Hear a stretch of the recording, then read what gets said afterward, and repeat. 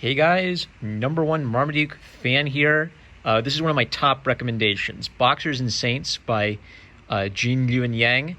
He is also the author of American-Born Chinese, and I've recommended American-Born Chinese.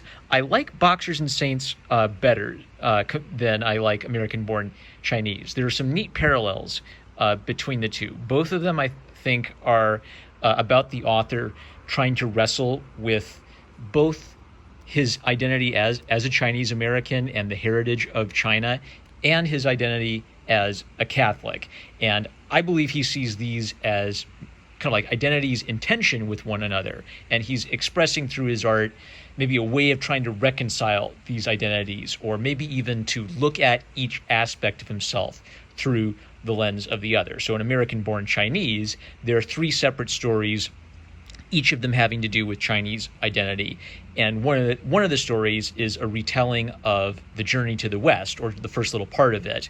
But his version of the Journey to the West departs from the original version and adds in some strange Christian elements that aren't in the original novel. And I believe in interviews, Yang's been asked about this, and he said, well, I was raised in a Chinese Catholic household. So in my upbringing, Chinese myth and Chinese legends could, be told as a bedtime story, and we'd be read, from like a Catholic children's book, right? So for him, both of those traditions came together in his family upbringing. Now, one of the things I like about Boxers and Saints that I didn't like about American-Born Chinese is American-Born Chinese also has three separate stories that at the end there's a dramatic twist where you find out how all three stories tie together. And I actually didn't like that aspect of American-Born Chinese too much. I felt like Yang was stretching a little bit to try to tie them all together, and it actually kind of like took away a bit of the warmth of the stories. But anyway, so if I would give American-Born Chinese 8 out of 10, I'd give Boxers and Saints 10 out of 10 because he's approaching this same topic, the Chinese identity and the Christian identity in tension with one another.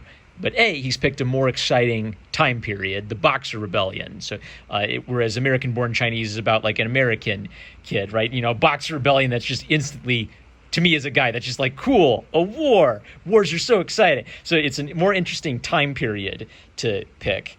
And I like the interweaving of the stories too, because one of the things that happens is you could either read Boxers first and Saints second. I don't suppose there's any reason why you couldn't read Saints first and Boxers second. I've read it twice now. So the first time I read it, I actually read a chapter of each, and I kind of like reading it that way. But if you go the Boxers and Saints route, this first, this second, what's going to happen is your perspective is going to change entirely on the first book through the lens of the second book. And in Yang's case, I think the big fat question he's asking us is questions about identity, nationality, and worldview, where having these two perspectives gives him a way to look at each one. So when he follows the Boxers, he sees the harm Christianity has done to the Chinese national identity. If you were raised in a Chinese household and worship Chinese gods, I said American religion, that's kind of a Freudian slip. The Western religion, the Christian religion, would feel like a foreign meddling influence to you. They're ruining everything that makes us us. The yin and yang gets brought up a lot, where you can't just simplify yin and yang by saying it's the same as the Western idea of good and evil. It's got its own flavor or dimension to it. The yin and yang has some good and evil parallels, but there's also a strong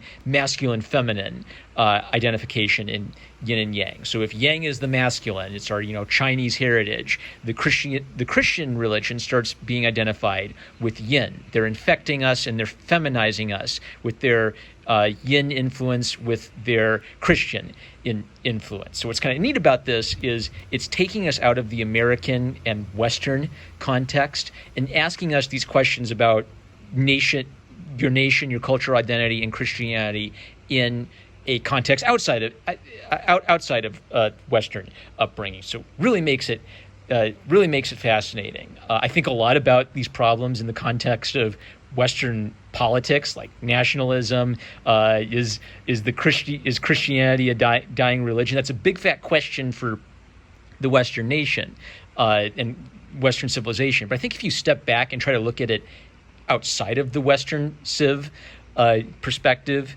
what you start to see is that Christianity is something that transcends Western civilization. So lots of people talk about Christianity in connection to Western civilization because the Catholic Church, the Protestant Reformation, that shaped Western civilization indelibly. But it's possible for you to take Christianity outside of that context, which is what Yang's accomplished in a really ambitious, really impressive work. So that's the spoiler-free review. Let's look at Boxers first. So Boxers follows Bao, who is kind of a little illiterate peasant boy who loves the Chinese opera. So he'll watch the operas all day. It's his way of connecting with his heritage and his people and their history and their stories. So things like the Romance of the Three Kingdoms, the Journey to the West, these are his bread and butter. One day he sees a girl who later we'll see come up more in Saints, who makes a ugly devil face, like something out of the operas. And in kind of like a kiddish way, he falls in love with her, but he never sees her again. At least he doesn't see her for many, many years. Because he loves the Chinese opera, when he sees his father like heroically stand up to some, Christian bullies in the village, he starts identifying his father as one of the heroes of these great operas. His father represents what it means to be a man to him.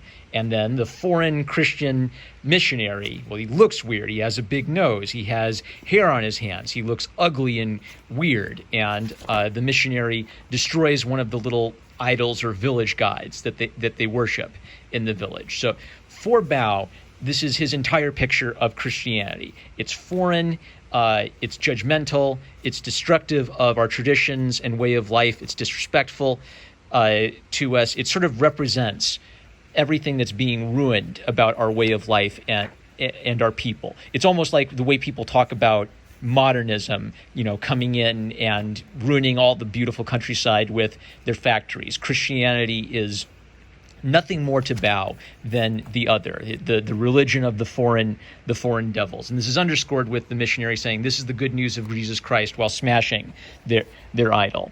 Hopping ahead, I'll skip over some stuff. So Bao's father is beaten by foreign soldiers, and he's a broken man. So the man that he had come to admire and respect, someone who represented masculinity to him, is broken, and Bao doesn't really know what to do with himself. So he starts attaching himself to Red Lantern, a traveling peddler who's also secretly a Chinese nationalist revolutionary.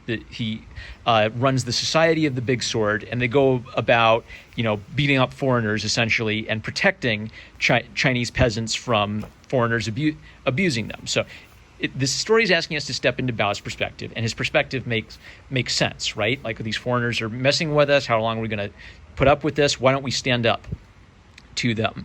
And Red Lantern, after his father is abused, starts to become like a new symbol of masculinity for him. But Bao's too young, so he's not allowed to go out on the escapade. Instead, Red Lantern sends him to the mountain, and Bao, who has often had visions of the Chinese gods, it's like he sees them with him. He has an encounter with a seeming like spiritual being, Master Big Belly, who is a master of the art of Qi and Kung Fu. So one nice thing about Gene Luen Yang is when he does Kung Fu, I think he sort of understands that Kung Fu, it's like an exciting thing in action movies, but it's also almost like a religious practice for Chinese people who do it. That's why, like, if you go into like it's why if you like go into like a serious martial arts tournament, like Kung Fu experts would get like their clocks cleaned in that kind of thing. But I still like Kung Fu movies. So why do I like Kung Fu movies, even though I know that Kung Fu isn't the most scientific way of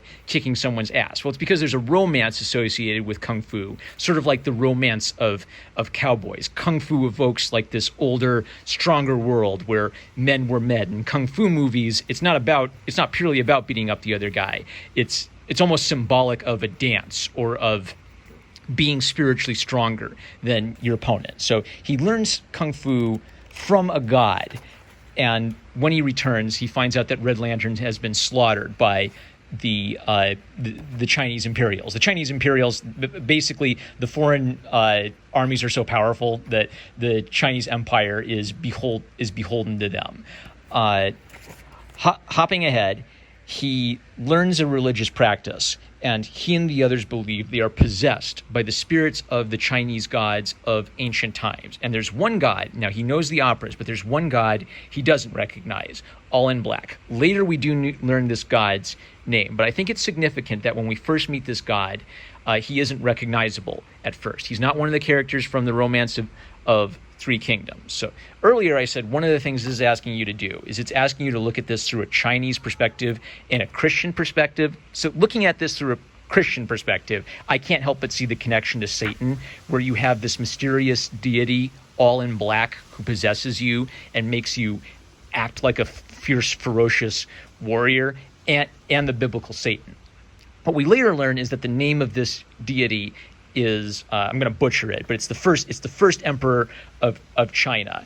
And so what this neat contrast is if the opera gives him all of these visions of heroism, like Guan Yu and Liu Bei, that he romantically attaches to his Chinese national identity. The emperor of China also speaks to his national identity, but it's it's completely different. So if Liu Bei is something like King Arthur, the Emperor of China is something more like the Chinese Communist Party. It's the worship of state as your god, above anything else. So what happens to Bao is, although he at first believes he's serving the Chinese people and protecting the Chinese people from a foreign influence, he gradually has to give up more and more of his principles and his beliefs in order to serve this new god. He thinks he's going to protect people. The god asks more and more and more of them, and to kill more and more people in the name of China in and of itself. Jumping ahead to this. So this is a good point where it contrasts this, that the emperor of China is not Liu Bei. Liu Bei, according to the Romance of the Three Kingdoms, made a vow in front of, I think, a peach tree with Guan Yu and Chang Fei, right? So it's like King Arthur. It's an oath of brotherhood. It's an oath of fighting to create a peaceful nation for our people. That optimistic vision of national unity is contrasted with the more sort of fascistic or the worship of state that the emperor represents. Hopping ahead, so there's some neat stuff, like he meets a girl who joins with him, and she sort of gets caught up in the spirit of it too. So when they're in battle and they're almost kind of like high on the adrenaline of the war, they see themselves as gods, and he sees her as a goddess of war.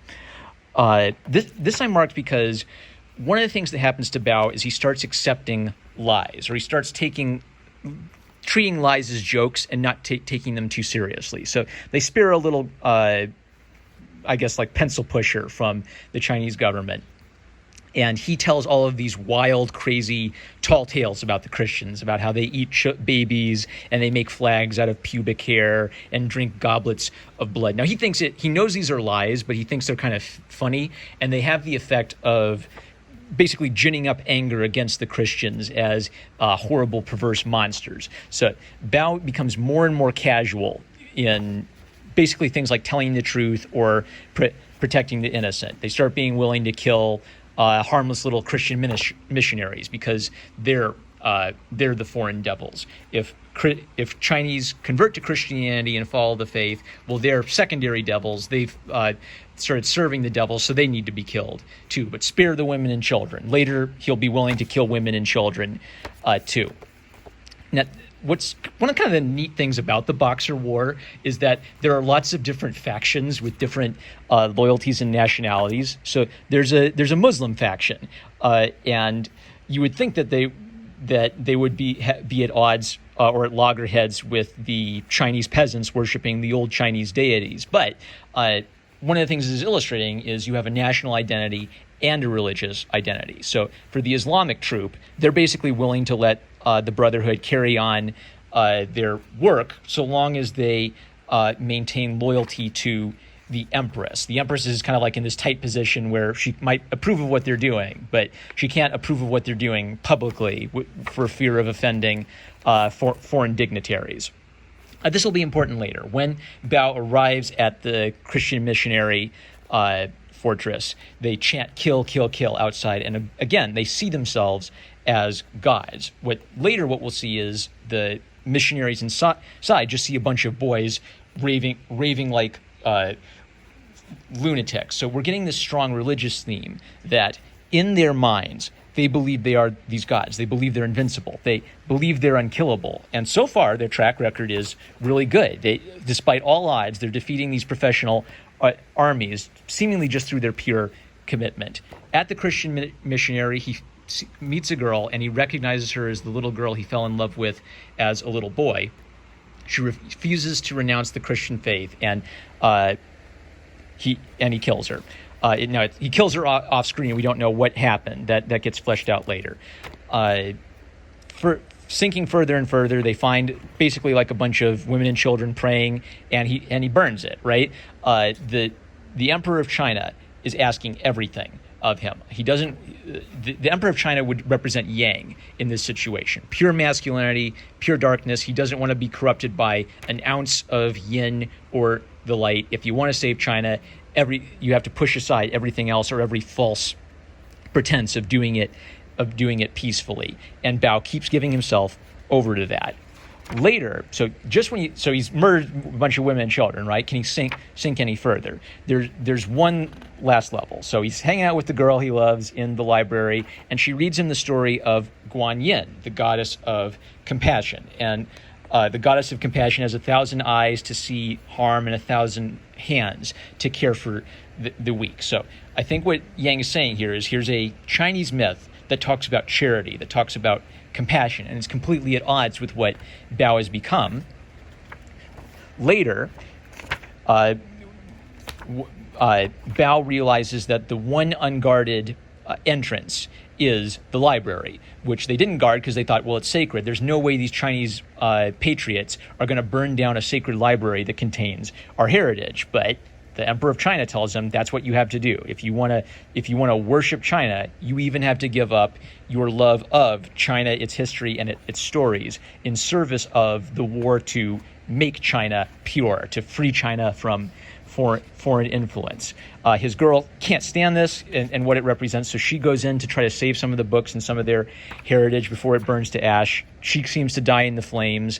A foreign scholar seems to die in the flames. Bao keeps having these moments where he ought to be able to wake up and look at himself and see what he's doing, but the commitment to China itself keeps pushing him forward, like he can't stop, or like he's possessed. This little foreign scholar cares more about Chinese heritage than he does anymore, but he has to push on, and then it all falls apart. They're not really gods. They can be killed just as easily as anyone else, and the last thing he sees are the gods of the opera disappearing into the sky, and that's where Bao's story seemingly ends. Saints offers us the Christian alternative perspective. So we talked about national identity. We talked about yin and yang. Bao's story was about desperately trying to find a connection with his Chinese heritage. And Four Girl, who doesn't even have a proper name. She's just named Four Girl because there's this superstition about her that four is unlucky and she's the fourth daughter. So she doesn't even get a proper name. Four Girl is sort of desperately trying to run away from the expectations of Chinese culture because Chinese culture doesn't treat her very well. She doesn't really have a name. She was born on an unlucky day in the 4th month of the year. So she doesn't feel like she belongs, and she sees a raccoon eating a rotting carcass, and she decides, well, if that raccoon is content with its lot in life, maybe I should be content being a devil child. They all call me a devil girl, so I will be a devil girl. This is almost like Richard III saying to himself, well, I'm a cripple, I can never be a lover, therefore I'm determined to become a villain. It's a really disturbing and powerful idea of if you have no place in the world and no place in your culture, one of the things you could do is become the most evil person you possibly could on purpose. So she starts making devil faces as a way of telling everyone that I'm a devil girl and weirding out her family. To deal with this, she's taken to a acupuncturist. I want to get his name. Is it Dr. Juan? All right, so Dr. Juan is an acupuncturist, but he's also a Christian. And so this at first doesn't say anything to her. So just like Bao, she doesn't know anything about Christianity. It's just a strange foreign religion, and she gets a bright idea. She also sees the same Christian missionary smashing the idol and she hears the Chinese calling them devils. Now remember, she wants to be a devil, and she identifies the foreigners as devils. So ironically, because she wants to become as devilish as possible, she wants to join this faith almost just because it's an outside thing or something she doesn't know what the faith is going to give her. She thinks the faith is going to make her a better devil, and over time she's going to learn what the Christian faith actually is. It's a really interesting parallel where Bao sets out to do one thing, and his worship of the Emperor of China makes him do another thing. Four Girl starts out to do one thing, and Christianity presents a completely different thing than what she was expecting. So Dr. Juan starts reading her the stories of Jesus. She kind of falls asleep during all of them, and she doesn't really get it. When it's found out that she wants to become a Christian, her family starts beating her, and the raccoon, almost like a demonic spirit, so there's this emphasis on the demonic again, tells her that if she wants to become a devil, she could wish a curse upon him, and she does, and he dies, leaving her to wonder, did I do that? Did I cast a hex on my grandfather and kill him? Now she's not quite so sure if she wants to be a devil, now that she sees the consequence of that, what that would mean. She goes out to the woods to visit the satanic little raccoon again, and she sees a beautiful foreign girl cooking it. We later learn this is Joan of Arc. So just like Bao has visions of these gods, she has these visions of a saint, and Joan herself had visions of angels. So what's neat about this is we're getting back to the theme of national identity, but in Four Girl's case, the national identity is outside of her own nation state. Joan fought to unify the French nation. Joan, although I don't think she's ever been canonized officially as a saint, she's almost seen as a de facto saint by the French, who see her as a national heroine and a martyr. The outside Christian perspective is offering something to Four Girl that her culture has never offered her at all, a sense that she is valued, a sense that she matters. She's given a new name, a Christian name, at her baptism, and it's escaping me at the moment. But anyway, so I'll just keep calling her Four Girl. The foreign missionary is French, so when she describes this vision she has, he recognizes it as the Maid of Orleans and thinks she might have some sort of special insight. When she's beaten again for converting, her mother tells her that her father joined the heavenly kingdom of transcendent peace, a sort of Christian cult where its leader believed he was the younger brother of Jesus Christ. So again, we're getting this perspective that as far as the traditional Chinese are concerned, all Christianity is it's creating a lot of social upheaval and trouble for them. So people just hate it. Like saying you're becoming a Christian is like saying you just reject the family and the social and moral order. I think the French missionary, I think his name is Father Bay. So Father Bay, a Frenchman, who before in Mao's story was just a foreigner, was just the ugly face of the enemy. We find out he's a pretty complicated man. He is pretty judgmental, and he's come to China because he was just outraged at the perversity and the corruption in France. So he wants to come to China hoping to find maybe a more pure-hearted or a more noble people than what he saw in his own home country. But unfortunately, when he comes to the heathen Chinese, he finds sin and corruption among them as well. So he's kind of a jaded guy who's in search of maybe like a more pure way of human life, a more pure faith, and he can't quite find it. So while he's kind of like more understanding to Four Girl than a lot of her family are, he also has like this hard edge where he just doesn't like people who keep falling into sin all the time. Four Girl continues having the visions of St. Joan of Arc's story. And the connection she's making is that Joan of Arc was a young warrior girl who brought unity to her nation. Maybe I'm destined to be a young warrior girl who will bring unity to my nation. So she tries to start learning how to sword fight, but Joan keeps telling her that's not necessarily what your destiny is. That's not necessarily what your calling from God is. And Four Girl, she doesn't get it for a while. The Boxers show up, and they see them as they are, as just basically a band of young peasant boys who are hopped up on bloodlust. She learns some difficult things. So Dr. Dr. Juan, who introduced her to the Christian faith, is an opium addict, and when she finds him at it, he kind of makes excuses about it. So some of what she finds in the Christian culture is she doesn't find perfection, she doesn't find sinlessness. She finds that there's a continuation of human sin and human problems, and she still hasn't resolved this issue in her own mind yet. She meets the warrior girls from Boxers.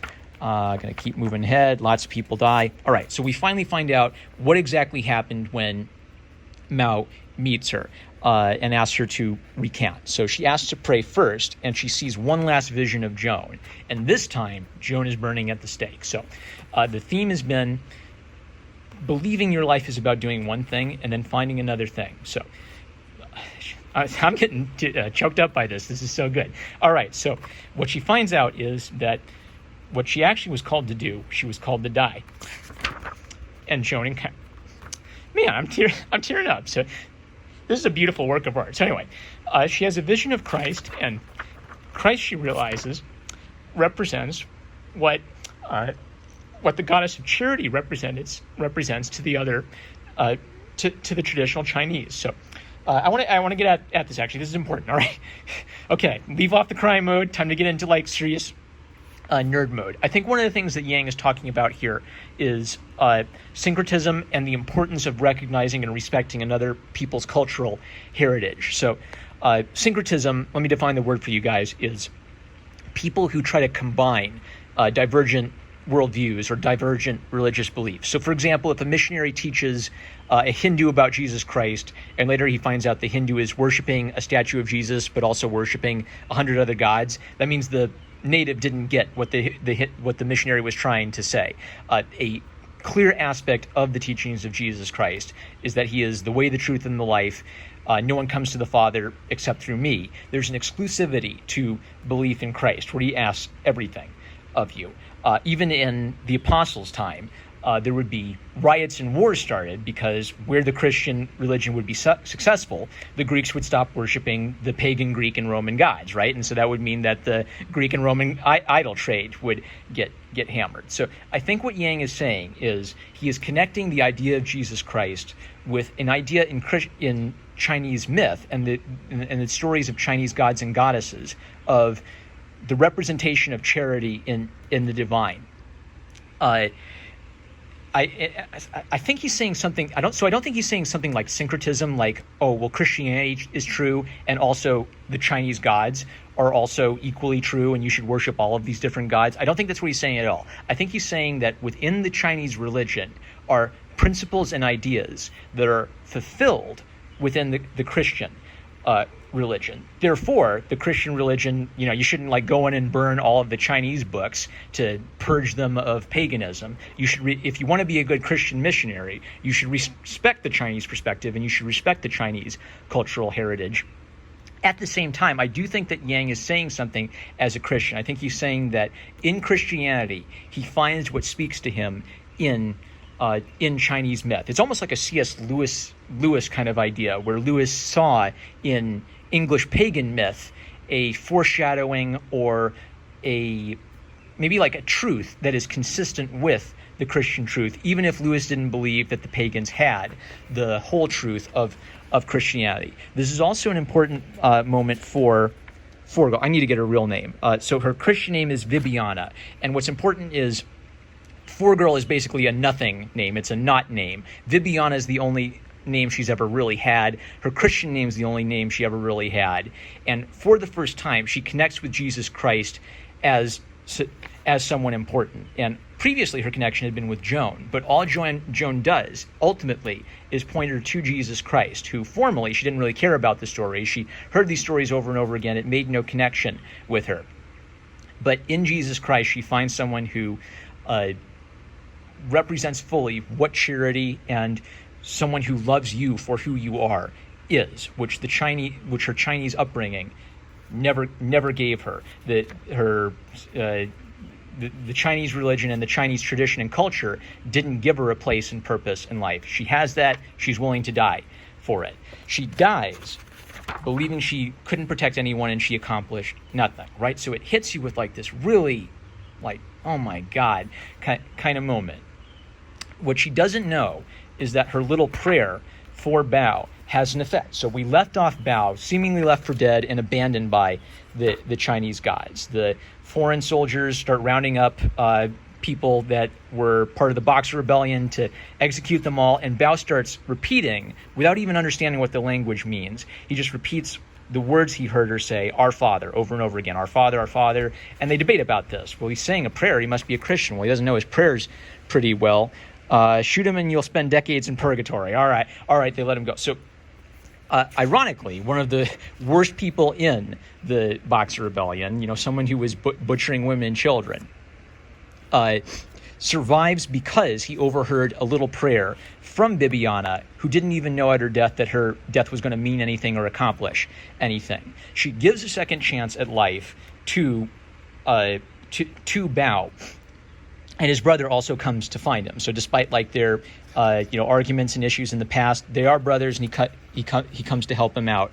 So Bao and his brother seem like they're going to get one more chance at life. They're going to have some mercy, and we don't know what they're going to make of themselves after all of this. But essentially, Viviana's example creates for Bao something that the Chinese gods and Chinese nationalism couldn't give him, which is a second chance at life after the revolution and your political ambitions end. So it's a completely fascinating work. You could read it, you could read it again and again, changing the order you read it, and absolutely, you heard me cry as I was talking about it. So an absolutely fascinating work of art with many themes woven throughout it that you can read again and again and just get a lot of perspective from. So absolutely fantastic, 10 out of 10, highest recommendation for Boxers and Saints. With that, I'm No More Marmaduke fan. I love you guys. Catch you later.